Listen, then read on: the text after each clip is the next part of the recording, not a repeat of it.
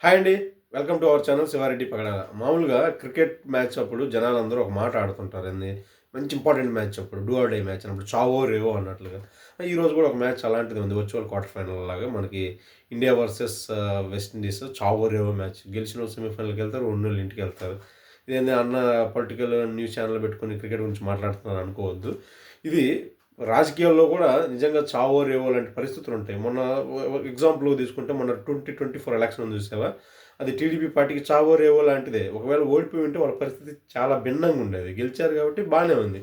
కానీ అలాగే 2029 మాత్రం వైఎస్ఆర్ పార్టీకి నిజంగా అట్లాంటిదే. చావో రేవో లాంటిది. ఓడిపోతే చాలా కష్టమనమాట పరిస్థితి. ఎందుకంటే ఇప్పుడు 11 సీట్లతో ఉంది. 11 సీట్లతో విపక్షంలో ఉంది.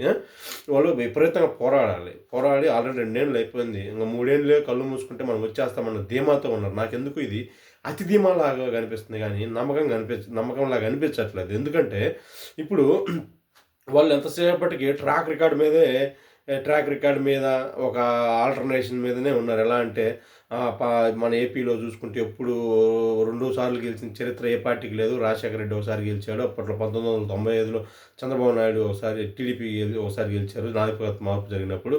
ఆ 2 సార్లు తప్పించే ఎప్పుడు గూడా ప్రతి 5 ఏళ్లకు జనాలు 5 ఏళ్ల కంటే ఏ ప్రభుత్వాన్ని ఎక్కువ భరించలేరు. ఎంతమంది చేసినా.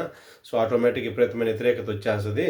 ఇంకా రాజశేఖర రెడ్డి 2 సార్లు గెలిచిన దానికి కూడా లాజిక్ చెప్తారు. పీఆర్పీ పార్టీ ఓట్లు చీల్చడం వల్ల గెలిచాడు గానీ, లేకపోతే అంతమంది చేసిన ఆ మహానేత అయినా సరే మళ్ళీ ఓడిపోయి ఉండేవాడు అని చెప్తుంటారు. కాబట్టి 14లో టీడీపీ గెలిచింది. 19లో వైఎస్ఆర్ పార్టీ గెలిచింది. 19-24 మధ్యలో మేము చాలా మంచి చేశాము. ఓడిపోయినామైనా గూడా. ఇప్పుడు 24లో ఈళ్ళు అసలు మంచే చేయట్లేదు. విపరీతమైన వ్యతిరేకత ఈ 2 ఏళ్లలో వచ్చింది. ఇంకొక 3 ఏళ్ళు కళ్ళు మూసుకుంటే ఖచ్చితంగా వైఎస్ఆర్ పార్టీ అధికారంలోకి వస్తదని బల్లగుద్ది చెప్తున్నారు. ఎటువంటి పోరాటాలు చేయకుండా ఈ ట్రాక్ రికార్డ్‌ని ఒకటి, కులాల కుమ్ములాటలు, మత రాజకీయాలు, ప్రభుత్వం మీద వచ్చే వ్యతిరేకతని నమ్ముకొని చేస్తున్నారు గానీ, అంతకు మించి పోరాడుతున్నట్లయితే నాకు కనిపించట్లేదు.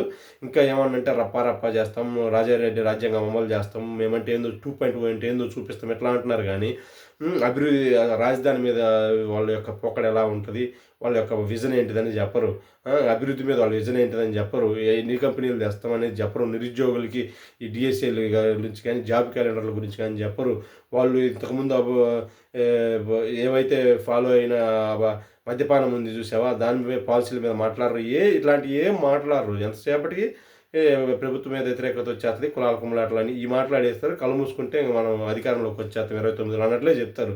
అంత ఈజీ కాదు బాస్. మీరు దీనికి తమిళనాడు పాలిటిక్స్ కూడా చూపించొచ్చు. తమిళనాడులో కూడా ఎప్పుడు ఇంతే 5 ఏళ్ళకి ఒకటి మారుతుందని. వాళ్ళు అట్లే అనుకున్నారు. డిఎంకే వాళ్ళు 2011లో అన్నాడీఎంకే గెలిస్తే 16లో మనమే ఖచ్చితంగా అనుకున్నారు. ఎగ్జిట్ పోల్స్ అవి సర్వేలు గట్రా మొత్తం డిఎంకేనే అన్నారు. అమ్మ గెలిచింది 2016లో కూడా. 10 ఏళ్ళు వెయిట్ చేశారు వాళ్ళు. ఆ తర్వాత అమ్మ చచ్చిపోయినానికి ఆల్టర్నేషన్ లేక డీఎంకే గెలిచింది. అర్థమైందా? సో, చాలా కథలుంటాయి. ఇంకా మీరు చూసుకుంటే ఇప్పుడు ఉంది ఎంత కాదన్నా కూడా ఎన్డీఏ ప్రభుత్వం. మన రాష్ట్రంలో ఎన్డీఏ ప్రభుత్వంలో ఒకసారి మీరు ఆలోచిస్తే కొంచెం డీప్ అనాలిసిస్ చేసి మహారాష్ట్రలో వాళ్ళు మళ్ళీ గెలిచారు. చిత్తు అయిపోతదనుకున్న ఈవెన్ నేను కూడా బీహార్‌లో చిత్తుగా ఓడించి మళ్ళీ వచ్చారు. యూపీలో మళ్ళీ గెలిచారు. ఇక్కడ చూసుకుంటే ఎంత కాదన్నా గానీ మోడీ ఇమేజ్ అనేది బాగా పనిచేస్తుంది. చాలా బాగా పనిచేస్తుంది మోడీ ఇమేజ్. అది జనాలకు మోడీ పట్ల పాజిటివ్ వేవ్ ఉంది. ఇంకొకటి కూటమిలో టీడీపీ చాలా స్ట్రాంగెస్ట్ పార్టీ. రూట్ లెవెల్‌లో స్ట్రాంగ్ పార్టీ. ఇంకొకటి ఉంది జనసేన పార్టీ. జనసేన పార్టీ ఆయనకు సినీ గ్లామర్ ఎక్కువ, మాస్ ఇమేజ్ ఎక్కువ. అన్నిటికన్నీ మించిన వాళ్ళ కాపు సామాజిక వర్గం ఉంది. ఇన్ని బలాలున్నాయి వాళ్ళ వైపున. దానికి తోడు వాళ్ళు ప్రతిరోజు రేపే ఎలక్షన్ అన్నట్లుగా మూవ్‌మెంట్స్ అన్నీ యేసుకుంటా పై ఎత్తులు యేసుకుంటా పోతా ఉన్నారు. ఇన్ని ఛేదించుకొని 2029 మీద అధికారం రావాలంటే చాలా కష్టపడాలి. నేనేమంటున్నానంటే అసాధ్యమని నేను అనట్లేదు. సాధ్యమే.